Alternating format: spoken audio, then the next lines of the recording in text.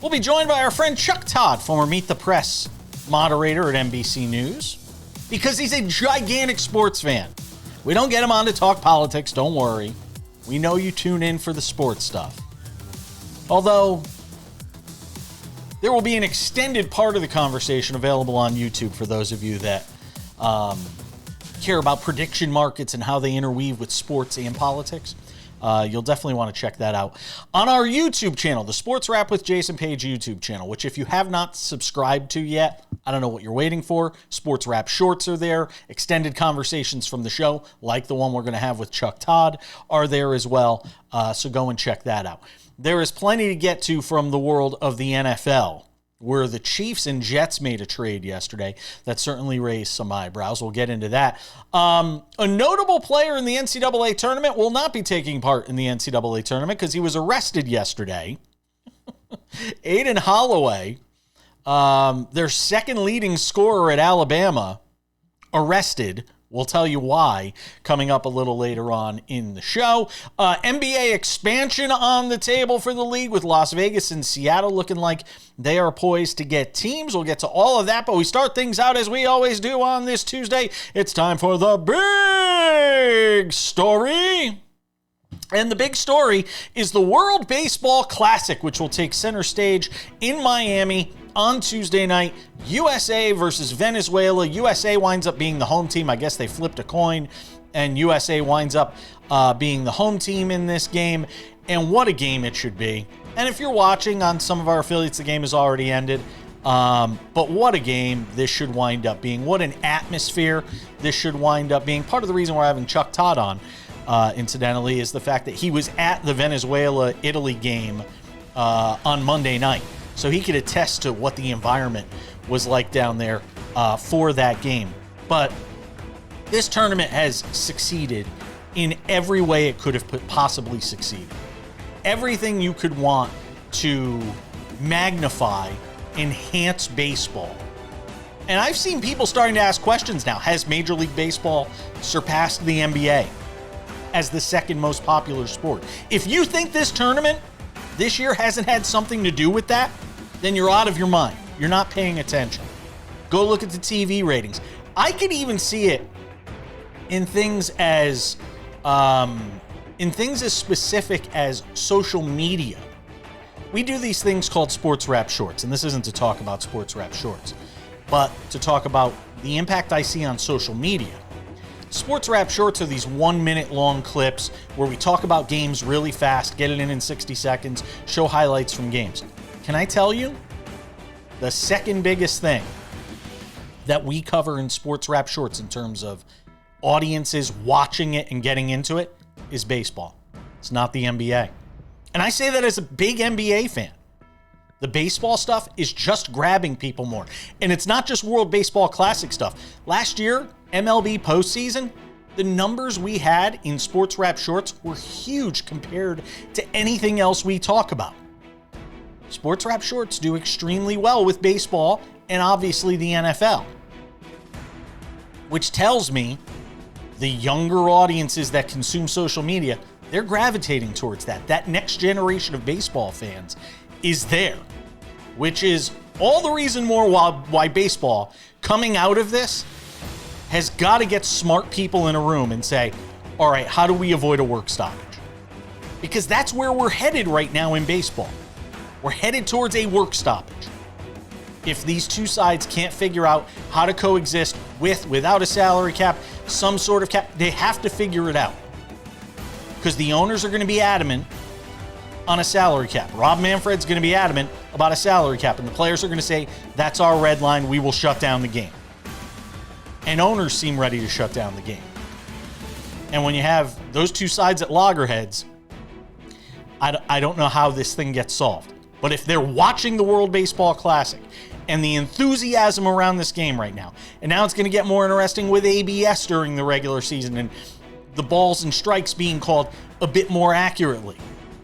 Whether you like ABS or not, it's going to be good for baseball. They cannot throw away this opportunity. They simply can't do it. All right, shifting away from the baseball conversation to something we're going to talk about a little later on in the show with our friend Sam Yarnell, who's always here. This story out of Alabama is just bonkers. You got this kid, Aden Holloway, second leading scorer on this Alabama team, which is getting ready to take on Hofstra in the NCAA tournament on Thursday, I believe. And you have a situation where he gets arrested, drug paraphernalia, the allegations of a pound of marijuana. Now people are saying it might even be more than a pound of marijuana, which leans towards distribution more than consumption. Potentially 10 years in prison if convicted, or a $15,000 fine. I would tend to think it leans more towards the $15,000 fine, but who am I to try and get inside the legal system in Alabama? But now you're talking about an Alabama team coached by Nate Oates, which some people are already a bit skeptical of because of Alabama in the NCAA tournament and their history. And now you're taking away Holloway, their second best scorer, against this Hofstra team. And all of a sudden you start to see the line shift. The line was 14.5, now it's 11.5. And a lot of people are going to start throwing money at this Hofstra line, this plus 11.5 right now. Certainly a game to watch on Thursday when we get to the NCAA tournament. A potential upset in the making between those two teams. We also have first four. We'll get into that a little later on in the show. A couple of games taking place tonight. A couple of 16 seeds meeting up. Texas and North Carolina State also getting together. We'll talk about that a little later on in the show. Sports Wrap with Jason Page, presented by our friends at Colossus Fantasy. If you love fantasy and pick'em games, peer-to-peer, you got to go and download the Colossus Fantasy app. And when you do, on your first deposit, use the promo code SportsWrap and get yourself a big bonus. How about $10 deposit? Get you $50 in bonus money. How about a $20 deposit? It gets you a $100 bonus. Sign up. What are you waiting for? Go and check it out. Colossus Fantasy, and use our promo code SportsWrap when you sign up. We're coming back to talk NFL. Sam Yarnell is here next.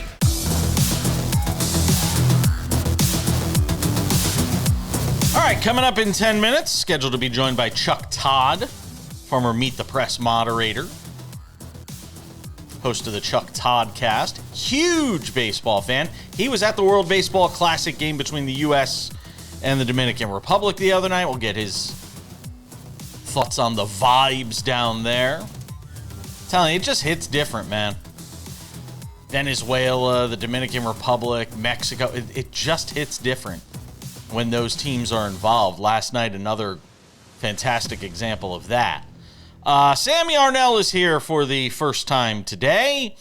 Let's talk about the NFL for a couple of minutes. Of course, right after we finished putting together the show yesterday, the news coming down that the Jets had traded away Justin Fields. So they did get something for him after all, instead of having to just give him away or watch him walk away.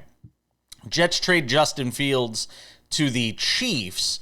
They get a draft pick back. But the bigger story here is, and I wrote this to you when I sent you the rundown, to me, it feels like the best possible landing spot he could have gotten, because you get the sense he's going to get all the offseason reps, which, gives him an opportunity to sort of, work his way into the graces of Andy Reid and be a backup there. And there's a good chance he gets, week one, he could be the starting quarterback for the Kansas City Chiefs, depending on what's going on with Patrick Mahomes. I feel like this is the best of all scenarios for Justin Fields in this. Yeah, it was a very interesting move yesterday, right? And the timing of it all was kind of weird, but I think there are a few things that we can take away from this. First of all, there is a little bit of a misconception going around that the Jets actually did turn Justin Fields into draft picks. No, they didn't. The only reason the Jets got draft picks back for him is because they're paying Justin Fields to play for the Chiefs this year, because the Chiefs are so up against the cap, they can't pay anybody to play quarterback this year. So they went out and got Justin Fields and found another team to pay him. My immediate reaction, Jason, the Chiefs are not going to look anything like what they've looked like in the past. And they might actually have the most dynamic rushing offense in the NFL this year.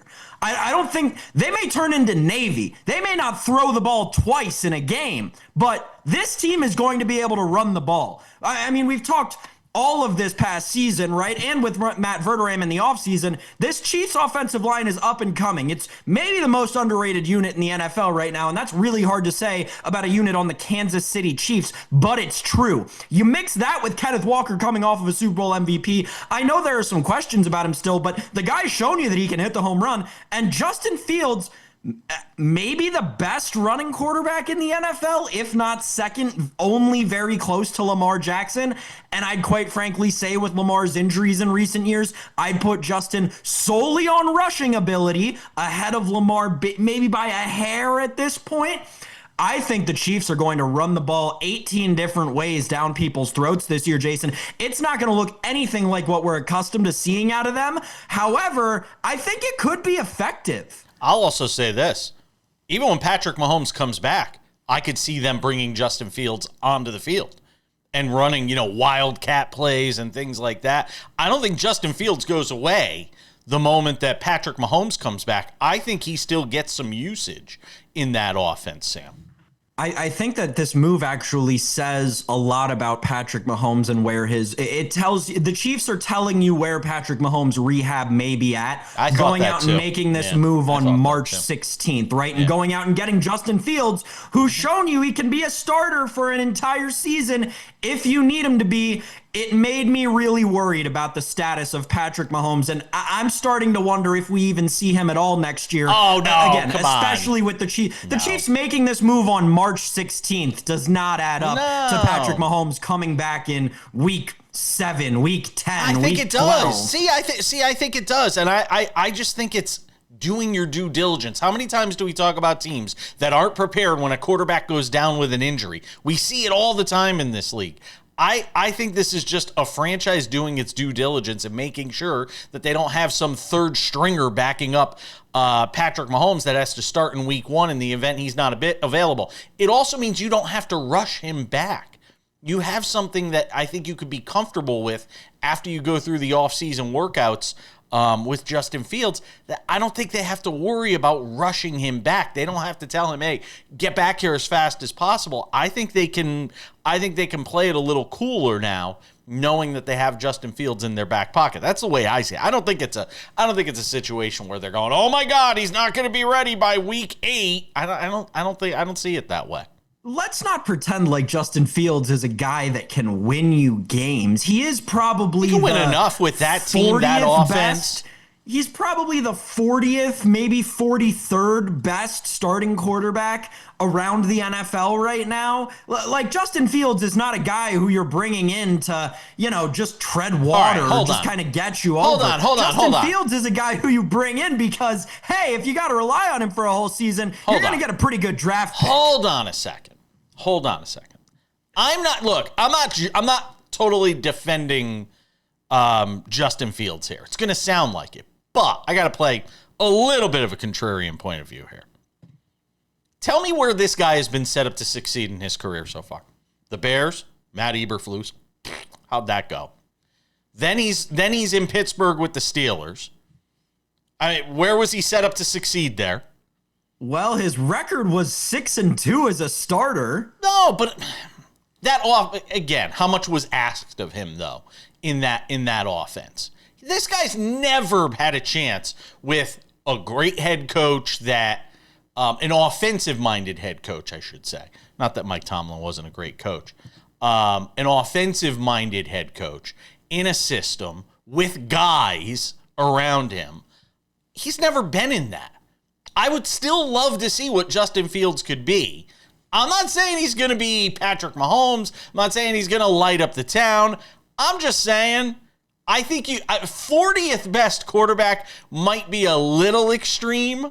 If we're talking about, I thought it might have been a little too generous. Here's the thing, right? And I think kind of what you're saying is a little bit of a chicken and egg thing. Sure, all of these defensive coaches keep signing him, because no offensive coach has ever wanted him. That's the thing. These offensive coaches see talent and see what it takes to win in the NFL, and they understand that Justin Fields simply isn't all the way there.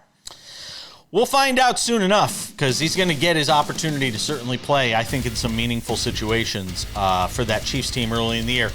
Congratulations, Darius Slay, on a nice career. He retires, moving on to the next stage of his career. I know, you're not a Darius Slay guy. I know. Hey, Super Bowl winner. Don't Darius enjoy Slay. retirement, Darius. Wow. Sam Yarnell, ladies and gentlemen. Not loving on Darius Slay. Happy retirement, Darius Slay. Coward. Our friend Chuck Todd is next. Welcome back to the show. I talked about it in the big story, and we'll expand upon it now. The World Baseball Classic, USA and Venezuela in the championship game. It's amazing. This World Baseball Classic has been fantastic. And fortunate to be joined by our good friend Chuck Todd, former Meet the Press moderator, host of the Chuck TheChuckToddCast. You can see him on Newsphere as well. He's everywhere. Hello, sir. How are you? I'm great. Nice to when the airline industry kind of works on time.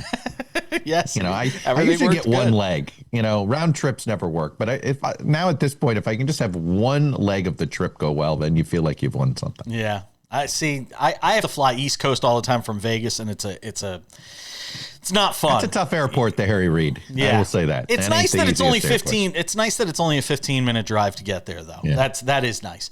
Right. So I unbeknownst to me, I was texting with you last night. I said, "Hey, I want to get Chuck on to talk about the World Baseball Classic because it's world stuff and it kind of interweaves a little with politics sometimes." And I was like, "This will be a fun conversation." Little did I know you were at the USA Dominican Republic game. No. I was at the Venezuela. Oh, Venezuela. Sorry, you were at the Italy Venezuela game. Italy game. Okay, that's so fine. That's still awesome.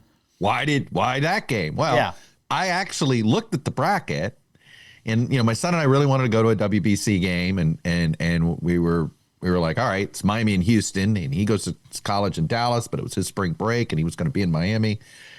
So I looked. I was like, all right, I can do one game. I saw you had semifinal Sunday, semifinal Monday, final Tuesday. Yeah, and I was like, all right, I can make Monday work. I couldn't make the other 2 days work. And I look, and I was like, oh, this is great. The most likely Monday matchup, assuming that the USA wins its pool and Japan wins its pool, will be USA-Japan. And I'm like, worst case scenario, I get as long as I get two of the following three, I said, USA, the Dominican, or Team Shohei, Japan.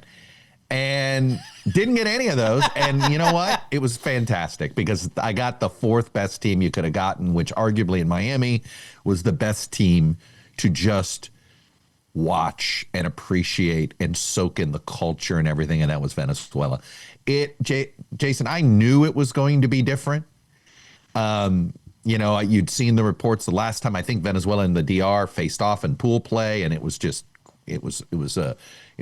huge. And this happened 3 years ago before, right? We've seen that Miami you're sitting there going, boy, if the Marlins could ever figure out how to tap into this culture, yes, they would be there.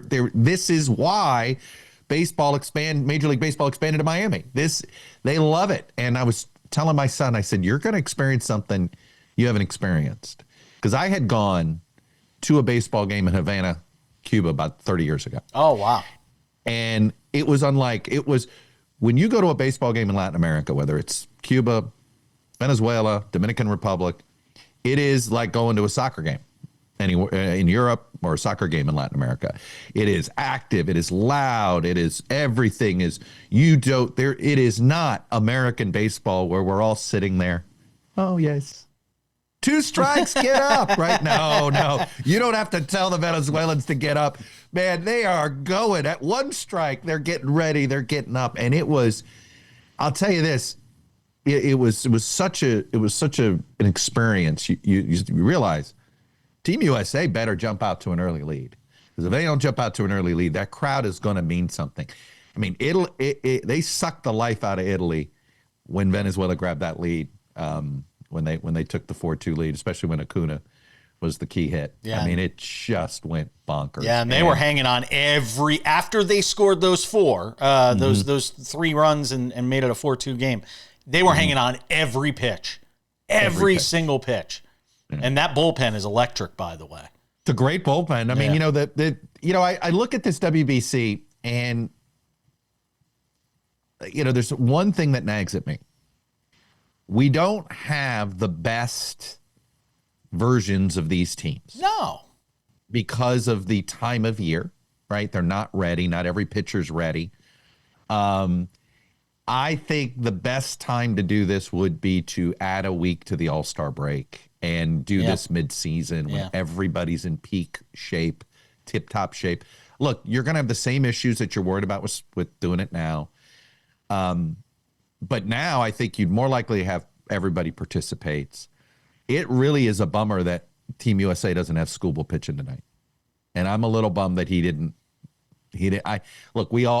I'm not going to micromanage everybody's financial affairs. He's got a big contract and pitcher contracts. I mean, literally, if one thing goes wrong, he goes from, getting 2 years, $35 million to, versus 10 years, $400 million, right? Like this is, I understand it from that concern. But why are you playing baseball if you don't want to be in moments like this? Why do you want to do this for a living? Even Joe Ryan turned down pitching in this game tonight, right, Sam? Yeah, it has been crazy. And Chuck, it's something I've been talking about for weeks on this show, how disappointed I am as somebody who played baseball for 2 decades in the U.S., right? It's very hard to watch. The Skubal thing bothers me. And again, I used pretty tougher language off air. And I'm like, because again, everybody's got to make their own decision. But it's a bummer. And again, I go back, okay, look, this is a weird time of year. Pitchers were so careful with how you strengthen an arm, and I respect all of that. So ultimately, look, it turns out Bud Selig was right. I think this is a Bud Selig brainchild, right? We all collectively, and at times he deserved it, crapped on Bud Selig a lot during his era as commissioner. But he made some transformational decisions that have really paid dividends long term. The wild card being the biggest, and WBC being another one. And look, it was an experiment. Spring training was the best time you could pull this off and get everybody to participate. Great news. Everybody loves it. Let's turn it into a July extravaganza. Because guess what? In July, you own this baseball. You're not competing with the NCAA tournament. Yeah. You're not competing with the college basketball at all. You're not competing with your own spring training, NFL free agency. Yeah. Give me, I think it is, let's go. July, you're doing you got the whole labor agreements coming up anyway. Put it all in there. 2029, it's July 1st through the 15th. Listen, let's rock. Play the prelims in spring training and have that's interesting. And have the final 4 teams. Our friend David, and our friend David Ardsma brought that up on the show. Fascinating way to do it. Yeah, he brought it up last week on the show. Chuck Todd is hanging out with us. We're going to hang out with him for one more segment and talk some baseball with him from the World Baseball Classic. What it means for baseball going forward, too, when it comes to all the labor strife. I mean, if this doesn't teach baseball anything, I don't know what does. We're coming back.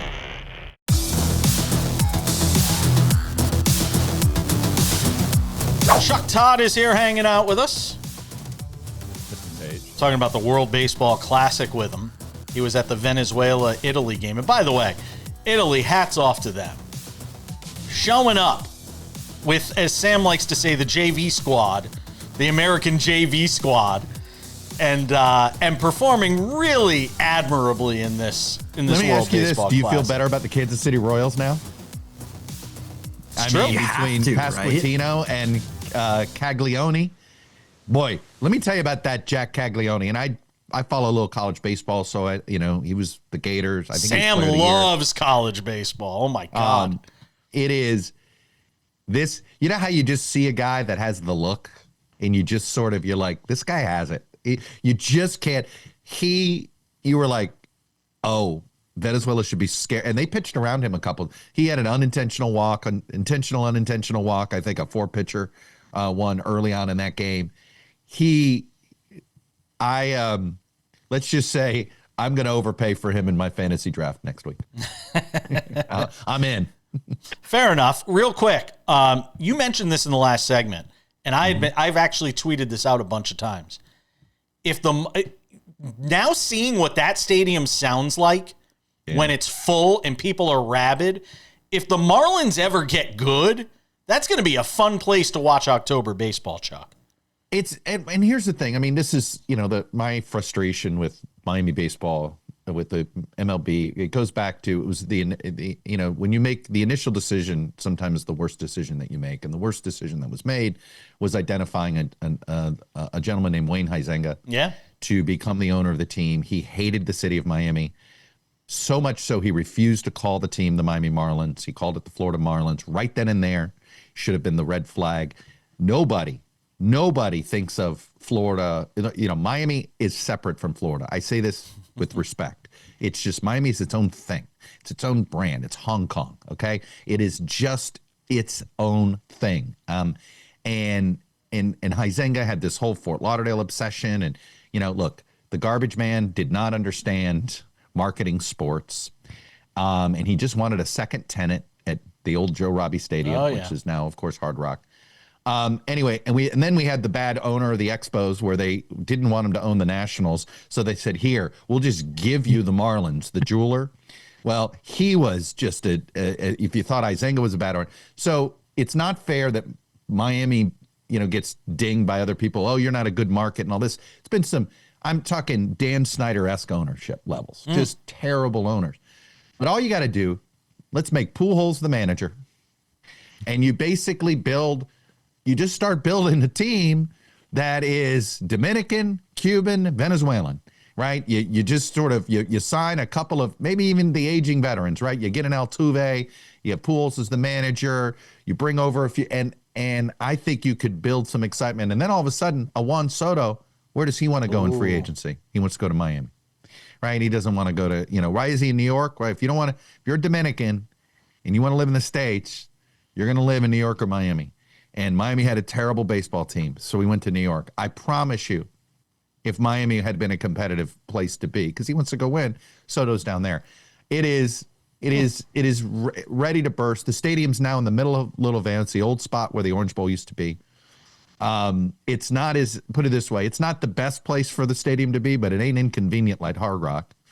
And the community loves baseball. Yeah. Just build a winner that the community can fall in love with. Sam, go ahead.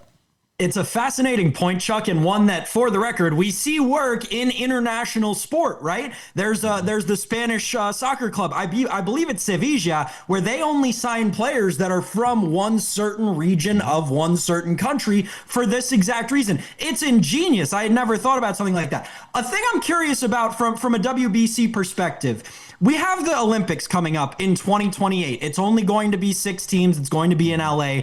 Do you think it'll be hard for the Olympics to replicate the environment that the WBC has been able to cultivate? With 6 teams, I do a little bit, and I understand the allure of the Olympics. If you're playing a sport that's not an Olympic sport, right? The NFL players are all like, well, I'd love a chance to be able to win an Olympic gold, right? And so this flag football business is exciting them. And they've seen the golf and tennis, winning a gold medal has been feels like a major now, right? We now have our 5th major if you're an individual player in those 2 sports. I got a gold medal. Okay, you got a Wimbledon, you got a gold medal. All right, that's pretty good. I am skeptical that, that you'll be able to recreate this concept, especially don't forget we'll be during the season, in 28. It's the summer of 28. Now, I could argue if you're going to do the Olympics, let's make it college. Maybe you do everybody, maybe you just do a 22 and under. And maybe you make that the rule for all of that for the world, that it's 22 and under, and you make it more of a youth movement with there, and then maybe that can generate some excitement. But the stars obviously generate the excitement. But 6 teams, I mean, I assume your 6 are going to be Japan, the USA, Korea, Dominican Republic, Mexico. Dominican Republic and Mexico, what, Chinese Taipei? Yeah. Right? and there's your 6. Maybe China wants in on this. I don't, or, I'm not sure how the rules work, but Korea. World Cup, Olympic soccer's never topped World Cup soccer, has it? Nope. I think you've got the answer to your question. Interesting. Chuck Todd, I always appreciate you. For those watching on YouTube, we will actually have more with Chuck, but for those watching on TV, we're going to say goodbye to Chuck for now. We have more to get to in the show. Chuck, always appreciate you, my friend. Who wins, USA or Venezuela? Boy, after experiencing last night, home field belongs to Venezuela. I don't feel good about Team USA. All right. I don't. Neither does Sam. You guys are in the same camp. We're coming back, more to do, and Chuck will stay with us on YouTube.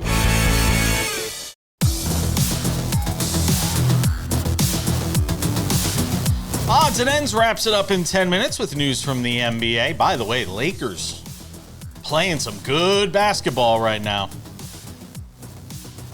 Got a good win on the road in Houston last night.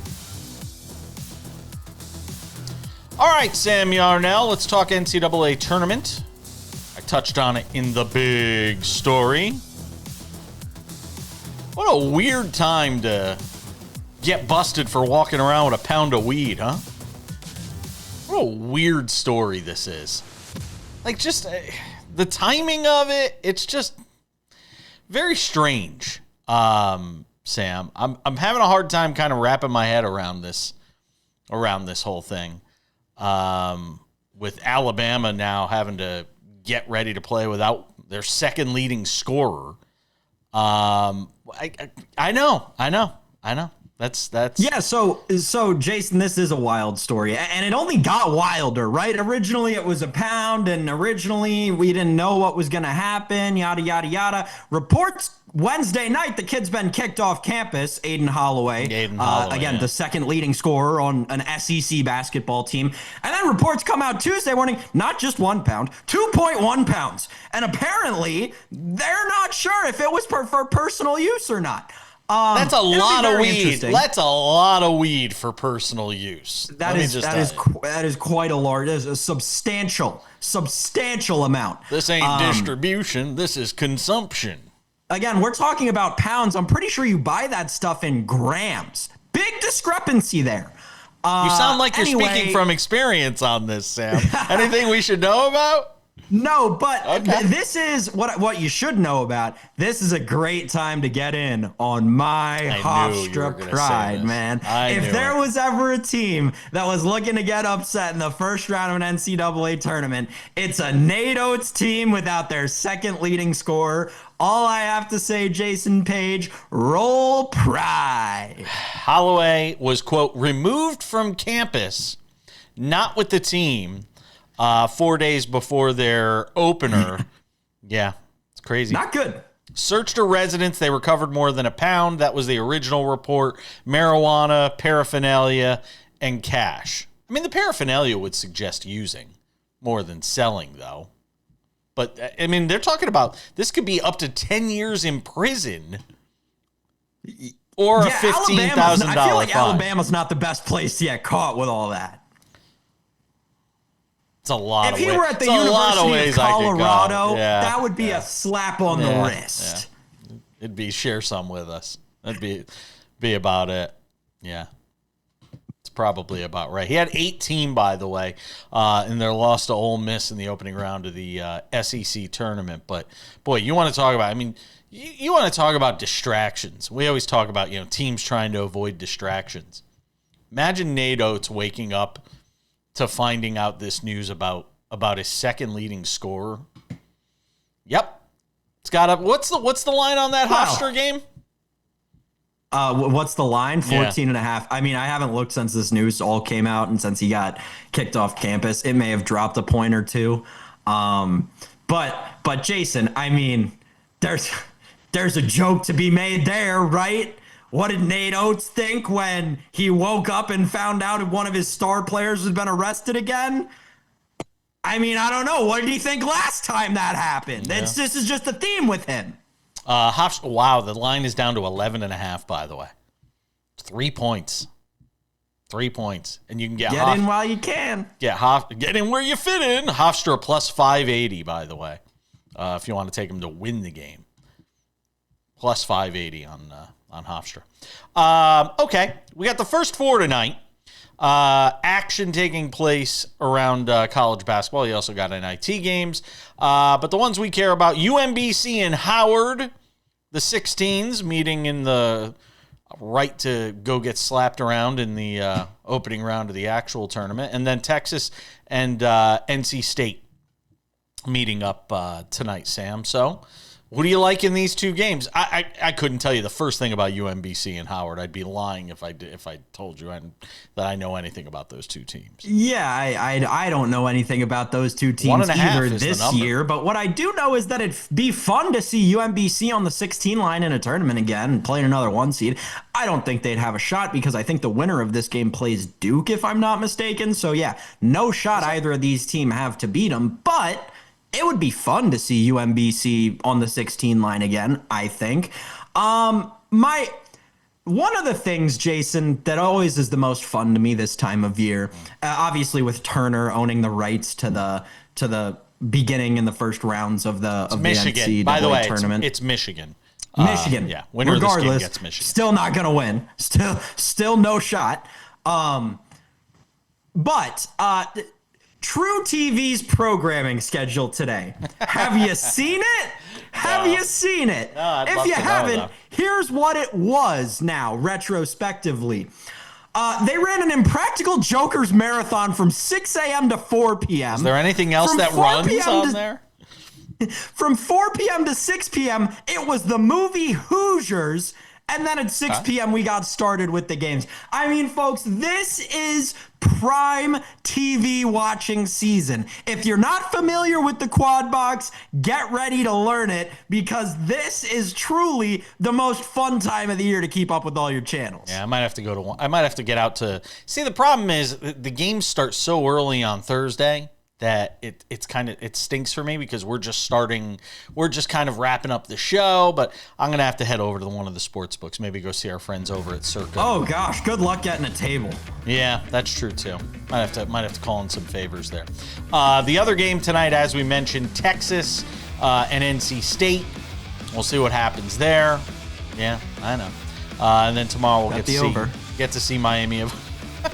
We'll get to see Miami of Ohio. The first four games, always very entertaining, as Sam pointed out on Monday's show. We're coming back with odds and ends next.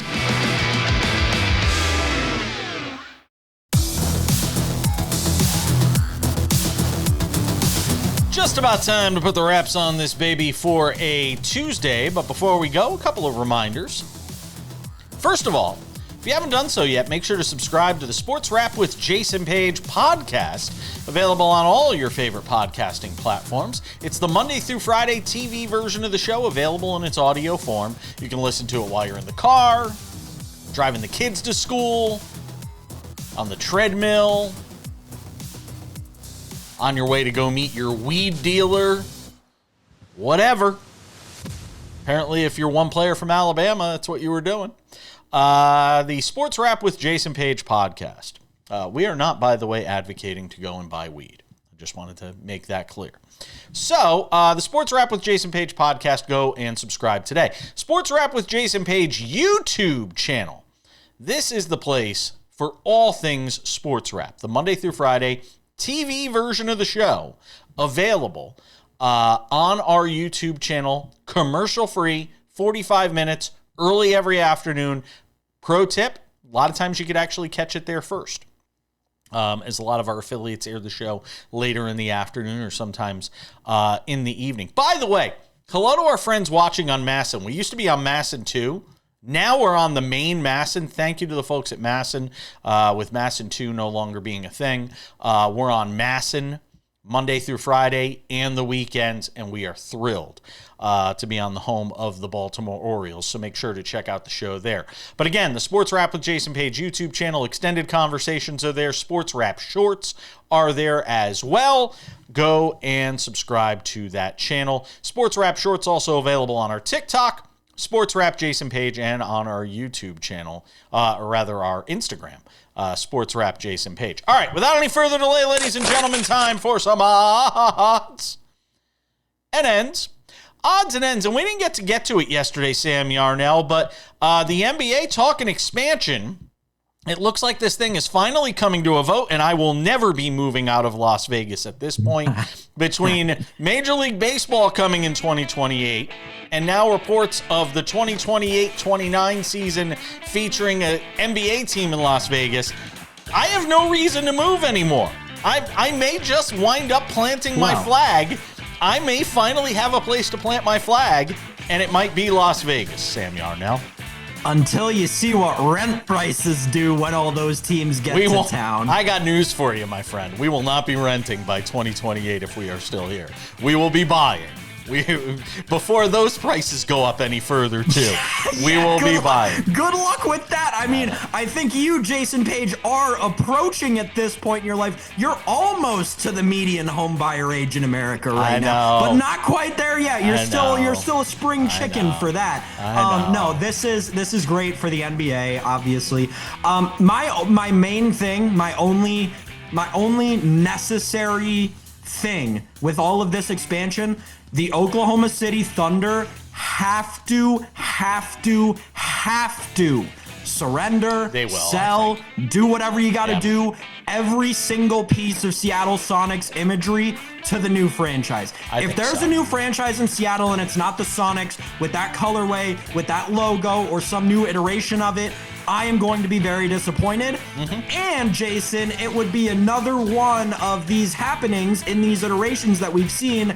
It would be the third time in the last 30 years in sports history that we've seen it with three different teams, right? You originally had the Houston Texans wanting to be the Houston Oilers and the Tennessee Titans not giving them the images and likenesses of the Houston Oilers. You had the same when the Montreal Expos moved back to Washington and became the Washington Nationals. They wanted to become the Washington Senators, but the Texas Rangers would not give them any of the images or likenesses of the Washington Senators. If that same thing happens in the NBA, I will be very disappointed. It feels like every time it's happened, the two times it has happened in the last 25 years, people have been adamant that it shouldn't. We cannot let it happen this time. Let the Sonics go back to Seattle, Oklahoma City. Yeah, I agree, and I think they will. I'd be very surprised if they didn't.